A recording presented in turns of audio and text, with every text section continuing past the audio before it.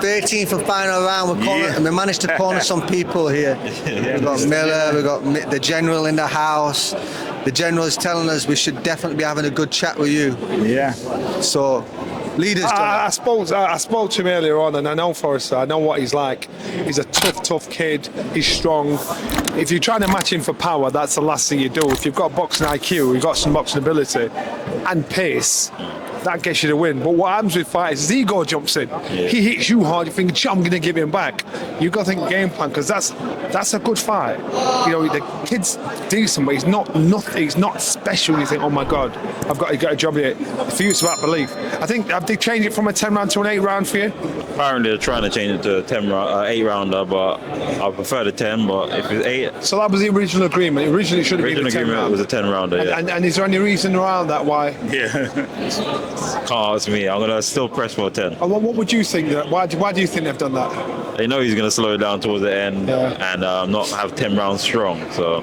What do you think he's strong at? What do you think his weaknesses are? He starts really fast, very aggressive, but then he starts slowing down towards the third round onwards. So he's just a very basic boxer. Like, he's got good fundamentals on the basics, but overall he's not got anything like what stands out. What are your strengths? I'm elusive. I switch hit. Slippery. I've got power as well, and I use my brains when I need to use them. Do you think he can take a shot? Do you think he's good enough to take a shot?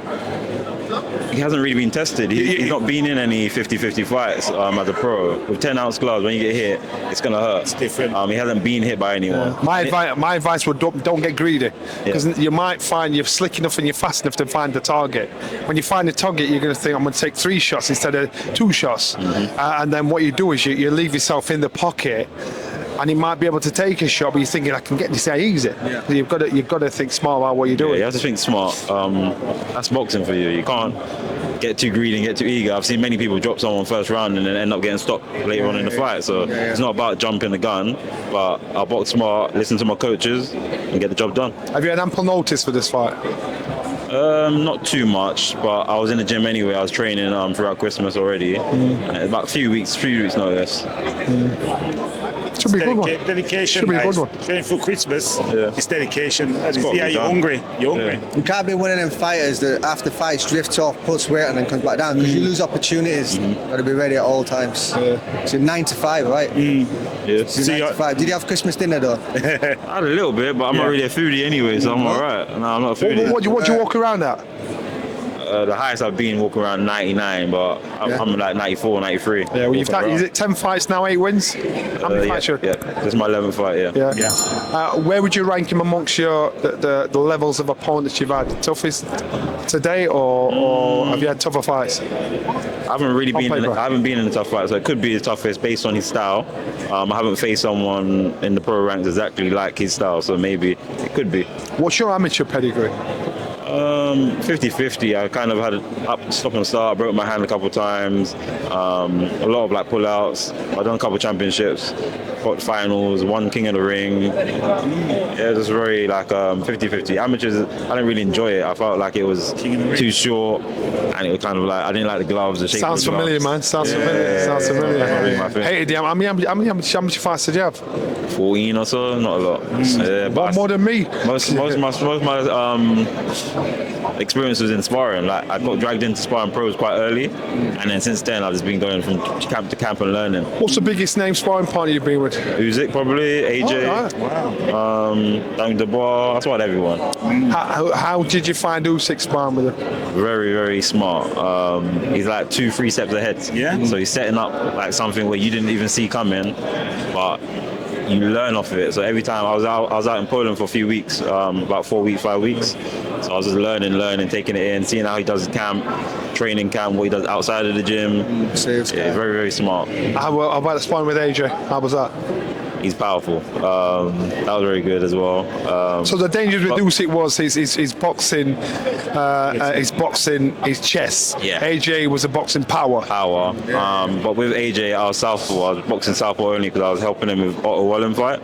So that played a big part of it as well, because I'm limited already. I'm a natural orthodox, but I can switch and I can box fully southpaw. So What about Fury? I haven't sparred him, but I want to see AJ Fury next. That's what I want to see. When AJ was fighting Usyk, who did you tip for that? I take the Usyk based on skill and his IQ and his speed. I feel like his speed is what gets him sometimes in and out of the action. Like he doesn't really get touched much in the heavyweight scene. And did they treat you well as a sparring partner? Or in Usyk's camp? Usyk's camp. Yeah, very well. Looked after me. I was in the house. They gave me a G-Wagon to drive around. Wow. Yeah, I was all right. And because I spent a lot of time out in Germany as a sparring partner, and the problem was the crew that I was training with, what they treated the sparring partners really bad. Not good food, and probably treat them like a second class. And so therefore, the American sparring partners, they went in there, you know, they didn't really try. Yeah. And I learned from that. I thought, when I get sparring partners, and when I became champion, when I got sparring partners over here, I put them in a nice hotel. I'd bring them to my house for food. I'd make sure they were happy, because I knew for a fact if they were happy, then they'd perform their best to improve me, even though I'd make my job harder. And so that's why I asked you about Usyk. How did he treat you? So they're not stupid. If they treat you good, you're going to give good, and if you give good, he improves, even though it makes it hard at the time. Win-win for everyone. Yeah, and you want to go out there again, and obviously 100%. As soon as I experienced it, because I had to come back because I had to go look after one of my dogs, and then they was calling me trying to get me back to come over to finish the rest of the camp, but I couldn't get someone to look after the dog. But have you just done it in one camp then? Yeah, I done one camp for the Daniel Dubois for Usyk. Yeah. Wow.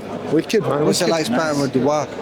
I've only sparred the ball once, and that was when he was with Shane McGuigan, and he's powerful, but he's a bit slow on his feet, so you can kind of use your speed against him. But yeah, you just don't want to get hit like too many times against Daniel. Yeah, every punch is hurting. Whereas AJ, his straight right is what is the biggest shot. You see, we did a press conference yesterday with, and it was Vidal Riley, Isaac Chamberlain. What's your view on that fight? How'd you look at it?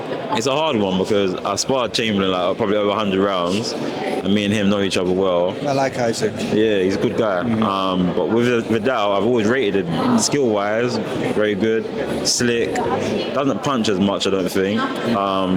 He's smart though. But yeah, he's very tactical with it. So that one's a clean 50-50. Chamberlain's got the more experience. He's been at a higher level, but then now I don't know where his mind is at, because one, he's changed coach as well. But he's come off a few weird losses where like he should be beating certain people, but he just came up short. So it's either he's going to show out and show this different level, or he's going to get beat and then kind of like go back on a mission maybe. And looking at those two, how do you, your ambition, how do you rate yourself amongst that? I would love to fight them. I think our style match up against both of them would be very nice, because I feel like I'm in that same sort of mix, but I've got a bit more power, I feel, but I'm in the slippery, slick kind of mix. So do you think they've made a mistake with your opponent for Saturday night? 100%. I feel like stylistically it's not going to be the greatest matchup for him, but confident, so we'll see how it goes. Yeah, man, we're going to be there watching. We'll be there, ringside.